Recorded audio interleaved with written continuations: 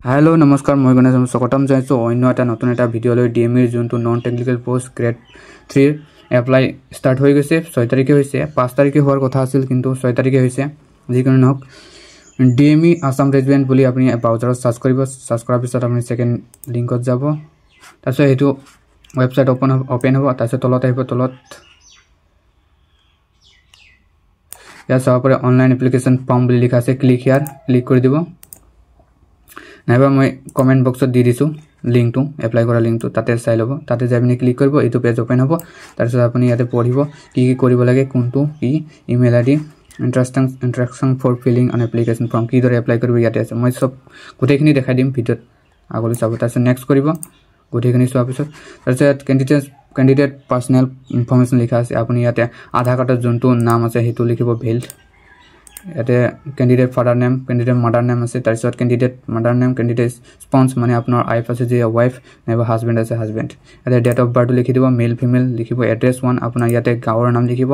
ইয়াতে আপোনাৰ পোষ্ট অফিচৰ নামটো লিখি দিব ইয়াতে আপোনাৰ থানাটো লিখি দিব সিটিটো লিখি দিব ইয়াতে আপুনি ডিস্ট্ৰিক্ট লিখি দিব ডিস্ট্ৰিক্ট লিখিব কৈছে ইয়াতে আপুনি স্টেট লিখিব কৈছে স্টেট পিন নম্বৰ লিখিব এড্ৰেছ 1 লিখিব এড্ৰেছ 2 যদি আপোনাৰ এটো এড্ৰেছ আৰু এটো এড্ৰেছ সেম হয় তেন্তে সেম এবভ বুলি লিখি দিব অটোমেটিক্যালি ইয়াতে আহি যাব এইখিনি উদালগুৰি আসাম আহি গৈছে নহয় এনেকৈ অটোমেটিক্যালি গোটেইখিনি আহি যাব এড্ৰেছৰ ভিতৰত তাৰপিছত পিন নম্বৰ আহি যাব পিন নম্বৰ যদি ওপৰত লিখিছে আহিব তাৰপিছত আপোনাৰ মোবাইল নম্বৰটো লিখি দিব ইয়াতে বহাব তাৰপিছত ওটিপি আহিব সেন্ড ওটিপি তাৰপিছত কোডটো ইয়াত বহাই দিব ভেৰিফাই কৰি দিব হৈ যাব তাৰপিছত অল্টাৰনেটিভ কন্টাক্ট নম্বৰ আপোনাৰ এক্সট্ৰা মোবাইল নম্বৰ আছে যদি ইয়াতে দি দিব তাৰপিছত ইমেইল এড্ৰেছ দি দিব ভেলিড ইমেইল এড্ৰেছ তাৰপিছত নেশনালিটি দিয়া আছে ফিজিক্যাল আইডেন্টিফিকেশন মানে পিডব্লিউ ডি আছে যদি মাৰ্কটো দিব ইয়াতে কিমান মাৰ্ক পাইছে আছে তাৰপিছত আপোনাৰ category of candidate do you belong to physical change মানে আপুনি ক্যাটেগৰি কোনটো কাষ্টত আছে হেতু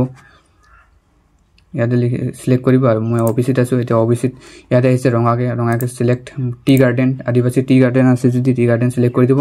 নাই যদি আদাৰ্স লিখি দিব আদাৰ্স আছে আদাৰ্স টি গাৰ্ডেন আছে টি গাৰ্ডেন তাৰপিছত আপোনাৰ ফিজিক্যালি প্ৰবলেম আছে যদি ইয়েস কৰি দিব নাই যদি নো কৰি দিব মানে পিডব্লিউডি আছে যদি আপুনি ইয়েস কৰিব নাই যদি নো তলত চাব আপুনি Do you want to apply for non-technical post? Yes কৰি দিব তাৰপিছত ইয়াতে আহিব আপুনি ফাৰ্স্টত নোটিছটো চাব কোনটো পোষ্টৰ আপুনি এলিজিবল কোৱালিফিকেশন আছে হেতু পোষ্টত আপুনি সিলেক্ট কৰিব এতিয়া আছো মই এসএস পাস কৰিছো 8 আপোনাৰ 8 নম্বৰ গ্ৰুপ 82 মেট্ৰিক পাস হলে হৈ যাব লগতে আপোনাৰ কম্পিউটাৰ সাৰ্টিফিকেটটো লাগিব তাৰপিছত আপুনি এনেকুৱা আৰু আছে এসএস পাস আৰু কম্পিউটাৰ সাৰ্টিফিকেট এটো আপোনাৰ মেট্ৰিক পাস হলে আৰু লগতে ড্ৰাইভিং লাইসেন্স লাগিব এনেকুৱা আছে লাইব্ৰেৰী এসিস্ট্যান্ট মই আগৰ ভিডিওটো কৈ দিছো কোনটো কোৱালিফিকেশন বাবে কোনটো পোষ্টৰ বাবে এলিজিবল গোটেইখিনি ডিসকাস কৰিছো আগৰ ভিডিওটো চাই লব তাৰপিছত গোটেইখিনি সিলেক্ট কৰাৰ পিছত গোটেইখিনি নহয় মানে কোনটো আপুনি এলিজিবল এটো সিলেক্ট কৰাৰ পিছত তলত আহিব এমপ্লয়মেন্ট এক্সচেঞ্জ ৰেজিষ্ট্ৰেচন নম্বৰ দি দিব এক্সচেঞ্জ কাৰ্ডৰ তলত আহিব এডুকেশন কোৱালিফিকেশন আপোনাৰ মেট্ৰিকত কিমান নম্বৰ পাইছে মোৰ টোটাল নম্বৰ দি দিব কিমানৰ ভিতৰত পাৰ্সেন্টেজ দি দিব কিমান পাৰ্সেন্ট পাইছে ডেট অফ বাৰ্থ দিব স্কুল বোৰ্ড কলেজ কি কোনটো বৰ্ডৰ পৰা পঢ়িছে হেতু দিব আৰু ইউনিভাৰ্সিটি যদি ইউনিভাৰ্সিটি দিব বৰ্ডৰ পৰা বৰ্ড হ'ব তাৰপিছত আপোনাৰ এছএলসি 12+2 এছএলসি কোড কোনটো ষ্ট্ৰীমত পাস কৰিছে হেতু ইয়াত সিলেক্ট কৰিব তাৰপিছত আপুনি টোটাল মাৰ্ক কিমান পাইছে মাৰ্ক কিমানৰ ভিতৰত পাইছে তাৰপিছত পাৰ্সেন্টেজটো দি দিব ডেট অফ বাৰ্থ লিখিব স্কুল বোৰ্ড সেটো আপুনি লিখি লব তাৰপিছত ডিপ্লোমা আপুনি যদি ডিপ্লোমা কৰিছে সিলেক্ট কৰিব কিহৰ ডিপ্লোমা কৰিছে তাৰপনি কিমান নম্বৰ পাইছে কিমানৰ ভিতৰত পাৰ্সেন্টেজ কিমান পাইছে date of birth school college university আপুনি do you have approved computer আপোনাৰ কম্পিউটাৰ সাৰ্টিফিকেট আছে নেকি বুলি কৰিছে ইয়েস আছে তাৰপিছত আছে যদি আছে নাই যদি নো Do you have full valid driving আপোনাৰ ড্ৰাইভিং লাইসেন্স আছে নেকি আছে যদি yes নাই যদি নাই নো কৰিব এমপ্লয়মেন্ট এক্সচেঞ্জ ৰেজিষ্ট্ৰেচন আপোনাৰ ড্ৰাইভিং লাইসেন্স থাকিলে আপুনি ড্ৰাইভাৰ পোষ্টত বা এপ্লাই কৰিব এইটো মনত থাকিব ইয়াতে কম্পিউটাৰ সাৰ্টিফিকেট লাগিবই গোটেইখিনি পোষ্টত পাবে লাগিব ড্ৰাইভিং লাইসেন্স বাদে এমপ্লয়মেন্ট এক্সচেঞ্জ ৰেজিষ্ট্ৰেচন নম্বৰটো আছে যদি yes আৰু লগতে আপোনাৰ ইয়াতে ৰেজিষ্ট্ৰেচন নম্বৰটো লিখিব কৈছে আৰু বহাই দিব তাৰপিছত আপলোড ফটো সিগনেচাৰ ফটো আৰু সিগনেচাৰ আপলোড কৰিছে ইয়াতে লিখা আছে চাব 50 KB লেছ দেন 50 KB মানে আপোনাৰ 50 KB তলত হ'ব লাগিব নহলে 50 KB হ'ব নহলে 30 হলেও হ'ব 20 হলেও হ'ব ওপৰত 50 KB কৈ বেছি হ'ব নোৱাৰে ঠিক তেনে সিগনেচাৰৰ ক্ষেত্ৰত তেনেকৈ 30 KB কৈ বেছি হ'ব নোৱাৰে লেছ দেন 30 KB